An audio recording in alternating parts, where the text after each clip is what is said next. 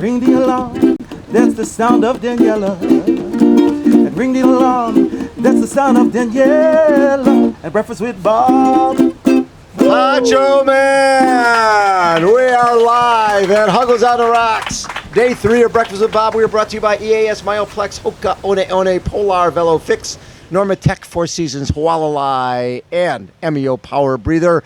Our next guest, the Ironman World Champion 2 times in a row, the Ironman course record holder. Please give it up for Daniela Ryf. How are you? Very good, thanks.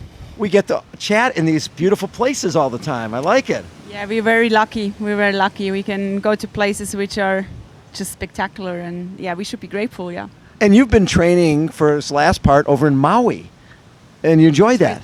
Yeah, I was training in Maui for the last 4 weeks, and yeah, I have to say it was an absolutely beautiful, or it was a hard camp, but it was also a beautiful spot to train. Was it the first time you guys have trained there? Yes, it was the first time. It's very spectacular riding. It's hard riding, lots of climbing, and yeah, the weather, of course, is pretty hard too. But Yes. no, it's a beautiful place. I enjoyed it, and it's great to see next to the big island, also to see another island, yeah, of Hawaii. So last year, 70.3 was, I think that's the last race. 70.3 World was the last race you didn't win, right? You followed it right after that. You came here and set the course record, and then this summer have won basically everything. So besides winning 70.3 Worlds this year, along with you also have that Triple Crown is still in play, which you won a couple years ago. So the Triple Crown was 70.3 Worlds Chattanooga, and it was, what was the first race of that? That was Dubai. That was Dubai, yeah. Okay, and then next month in November, Bahrain.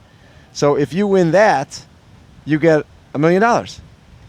Yeah, I'm not thinking about that at the moment. It's I'm here to. We're think thinking about this that. race. $1 million, hello, and you've done it once already. Yeah. It's of course it's an amazing opportunity, and I try to not get too lazy after this race to keep my form up. Yes. But yeah, now I'm just really excited for this race, and I want to go out there and hopefully, really show a good race here on Saturday. So, the first time you came here was after winning 70.3 Worlds, and I remember Brett Sutton he wanted you to focus on that 70.3 Worlds, and then whatever happened here was sort of gravy. Just come out here and test it. When you first came here, what was it about this island that you enjoyed, that you felt suited you as an athlete? Well, every year was different. I think that's it's hard to kind of think like it's always going to be the same. So. Right. When I came here the first time, of course, it was all about the experience, to, see the course. I remember I didn't really know the course before the race, and it was, some very surprising parts where I felt like it was going uphill quite a lot because I was very tired.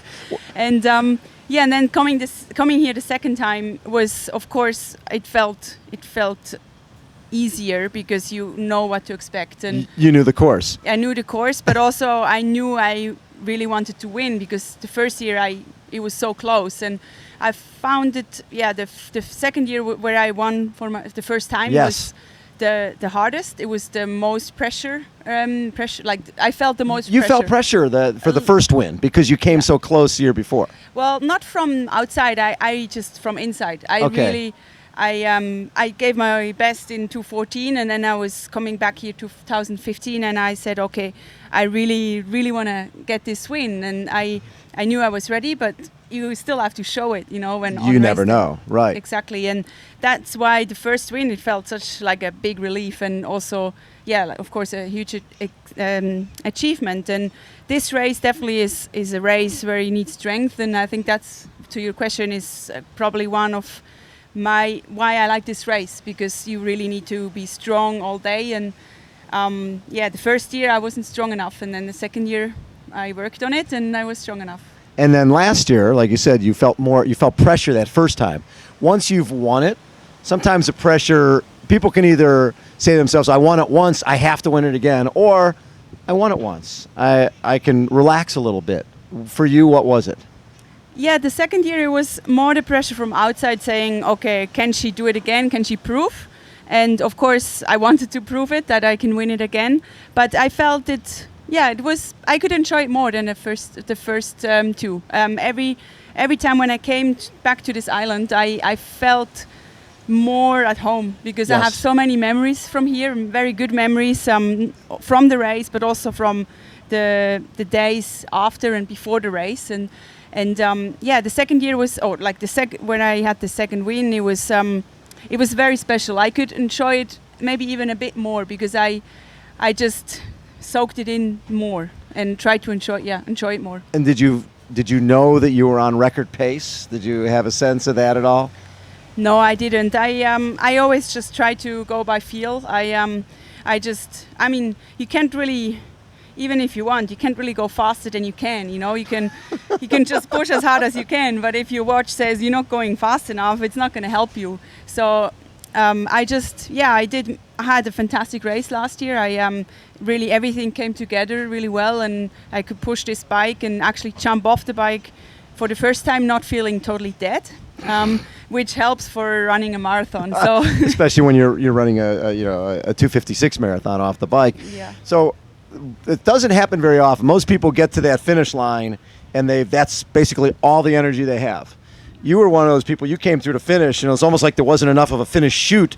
You almost like ran into the photographers. You had so much left. Did you just feel that strong all day? Yeah, of course I felt strong, but it was also just that adrenaline I felt in that last 2K. Yes. When 5K to go, the assistant coach of my coach told me I'm on record pace, and my coach told me to go for it if I want to or if I still can, and that's where I was just trying to just let it all out. And right. And I came to that finish line and having all these spectators just cheering and clapping, and it was so emotional to make that, to feel that and have that achievement. And then I was just full of adrenaline. I think I just sprinted into the finish. Yes, you did. So your ITU career, you had a very good ITU career, but when you transitioned and went to Brett Sutton and transitioned to this distance, did you feel you would have this type of success? I know Brett did, but did you feel you'd have this type of success? No, never. I had 2014. Well, if you ask me 8 years ago, I would have said I would never in my life do an Ironman. I wouldn't know why, and I just thought it was crazy to go for so long. I didn't think that's possible to push for so long, and then I started doing half Ironmans, and yes. I was thinking, wow, this is really cool, because it really depends on yourself. You're not depending on other people. It's when you prepare well and you go to race, it's most likely if you do a good job in your preparation, you can show what you prepared. Where in ITU it's very tactical. You have to rely on other people on the bike and on their swim. And so for me, I never imagined to have that much success in Ironman, and I just over the years started to realize, or in 2014, of course, when I did my first one, where Brett kind of had to push me a little bit. It felt like I'm starting to play in the right sandbox. You're in the right sandbox. Exactly. You found it just felt the distance that's is where I right belong for you. to. Yeah. So you've been the races you've won besides here. You also have been at Challenge Roth a couple times. And for people who don't know Challenge Roth and the difference between this race and that race, but also just the crowds and the energy at that event, that's pretty special too. Yeah, it's amazing. It's one of these races you really have to put on your bucket list. It's just the crowd, and also you can really feel the whole city and the organization is just behind this race, and it's an experience. It's a, how do you call it? It's a bucket list type of race. Yeah, it's a bucket list race, and the atmosphere is just indescribable. Going up Solar Hill when you feel like riding in the Tour de France, people almost pushing you over because they cheer for you so much.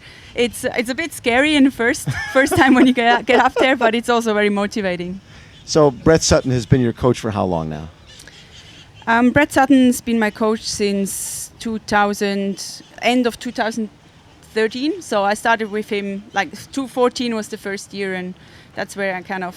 And that's when started. that's when, at that point, were you going to Brett to work on this distance, or was it to try to get better at ITU distance? Well, actually, originally the plan was still to go to Rio. Yes.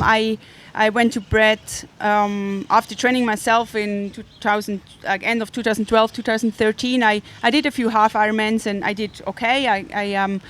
And I wasn't sure which direction I wanted to go, but I kind of still hoped I could go to Rio, the Olympics, and then I came to Brett and he said, "Oh, it's pretty clear you're going long," and I was like, "What?"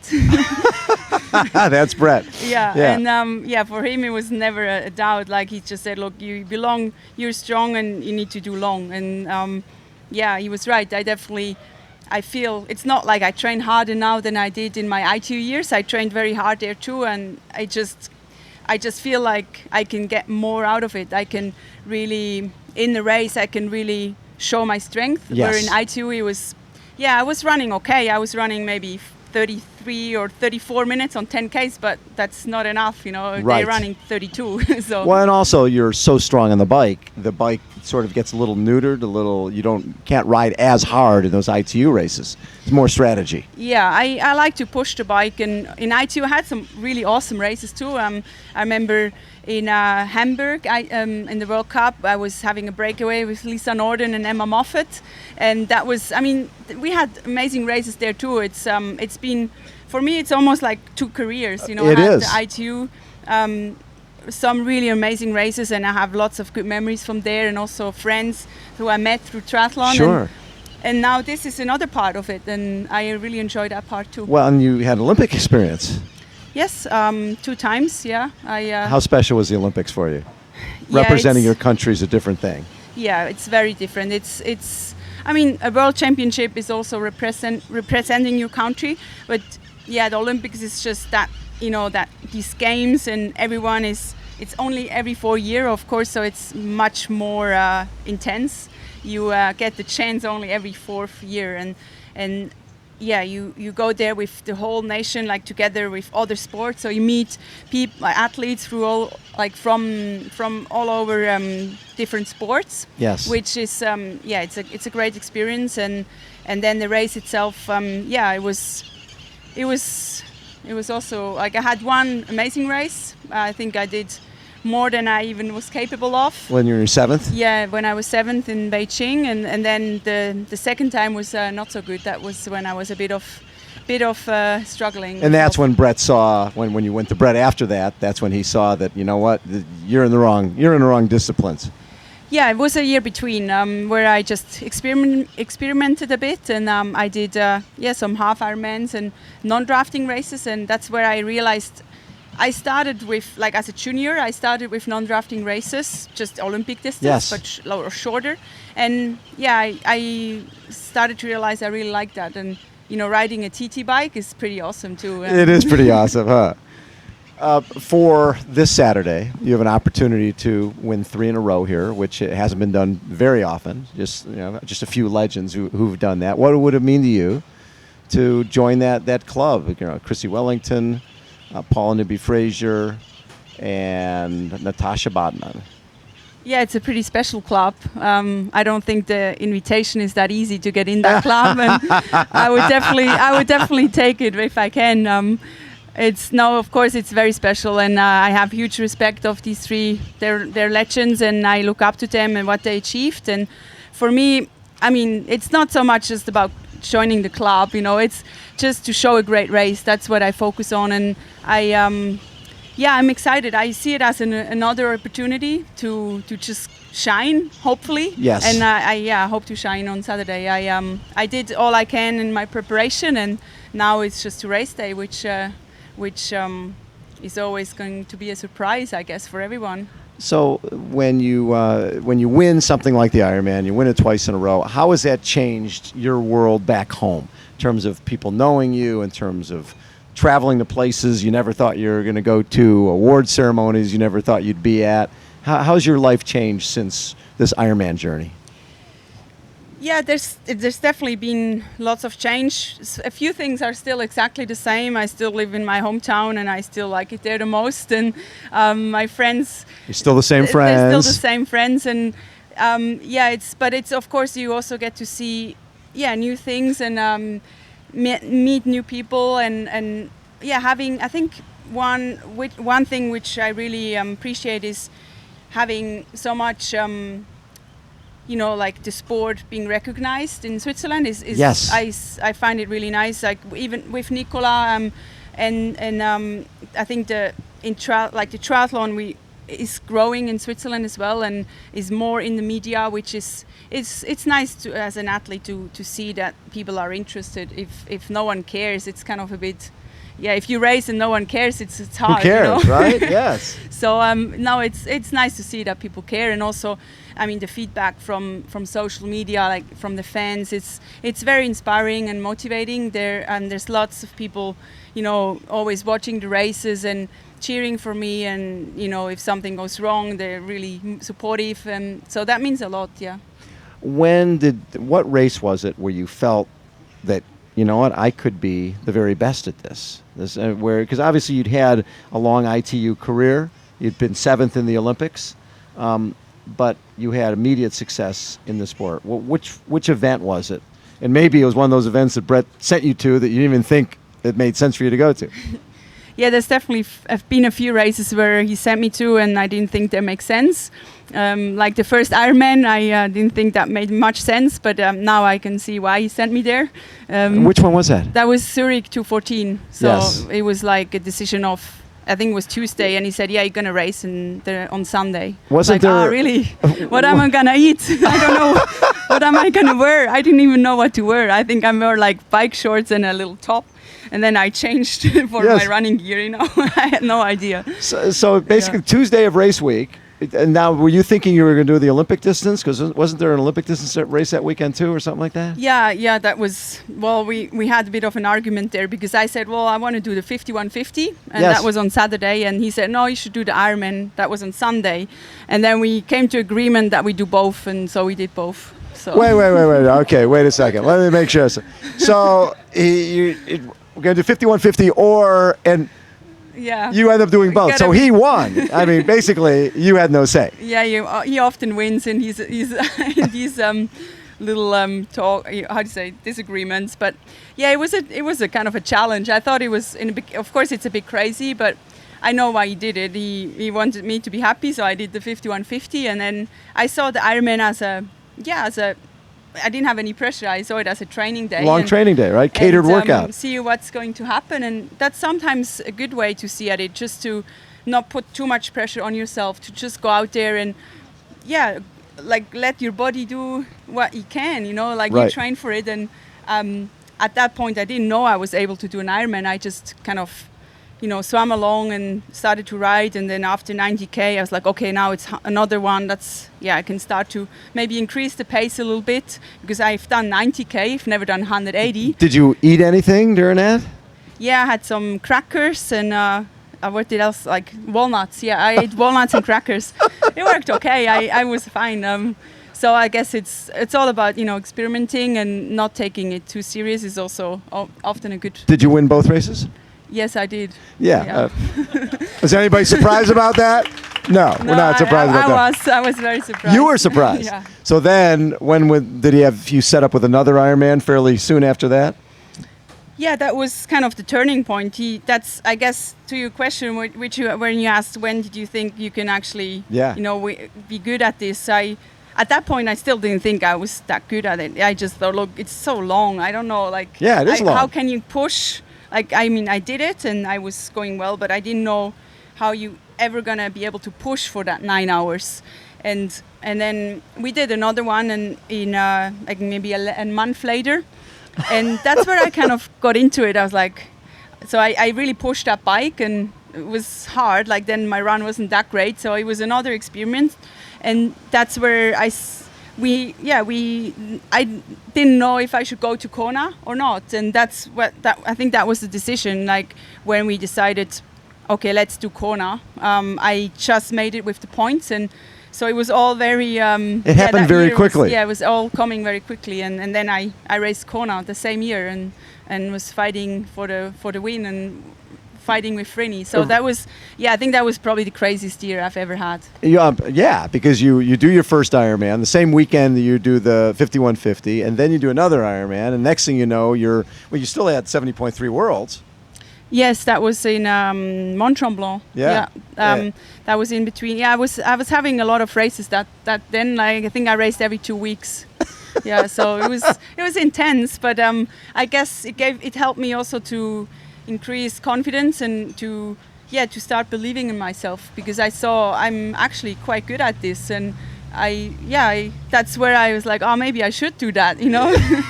The funniest thing is, I think the first time we chatted was over at Hugo's there on the show, and you asked, "Is this where we run?" Yeah, I didn't know much about all of the course. That's true. I stayed out in Waikoloa. Yes. And I just knew I had to go out back and somewhere out back. And I didn't know much else. You figured it out. Yeah, I figured it out on race day. Yeah. And had you ever raced Mirinda at that point? Mirinda Carfrae? Was that the first time? Yeah, that was the first time. Yeah, first time. Well, yeah, it was. I mean, it was a big race. I knew she's a very strong athlete, and she was the big favorite back then, and I was kind of the Kona rookie, and yes, you were crazy girl who comes up and thinks she can do an Ironman, and it was fun because I just went out and tried hard, and I wish that to every rookie to just have that just experience. Go for it, because you don't have any pressure, and it's nice. You just go and see what you can do. And I still think I had an amazing race. Even I got second. And you had an amazing race. I kind of had a really, how do you say, falling apart for a bit. But it was, I never regretted to just push the bike so hard and just try, because otherwise I would never have known if I could have won. Right. Well, and you put Mirinda in a position where she had to have a great run. I think she set a course record in a run that day to catch you and win by just a couple minutes. Mm-hmm. So yeah, she showed me back then how you can run on that course, and that definitely inspired me. And that's been my target. Like I hope to one day also run that fast, and that's go sub 250. I don't know. I mean, it's always, it always depends on all the conditions. But it showed me that 3 hours is not the limit to break. I think she ran 248 or 250. 250. Yeah. So she showed where she showed me how do you call it, the target? The bar. Yeah, she raised the bar. And you knew that you want to get to where that bar is and take it to another level. Yeah. Well, which you are, because you hold the course record trying. now. Yeah. Daniela, thanks so much for taking so much time. Always a pleasure, and best of luck on Saturday going for that three-peat. It's really great to have you in the sport. Thank you so much. Wonderful. How about a big round of applause for the amazing Daniela Ryf, Poncho Man. Take us out. On fire. Yeah. Daniela's on fire. Woo! Breakfast with Bob And Poncho Man. Woo!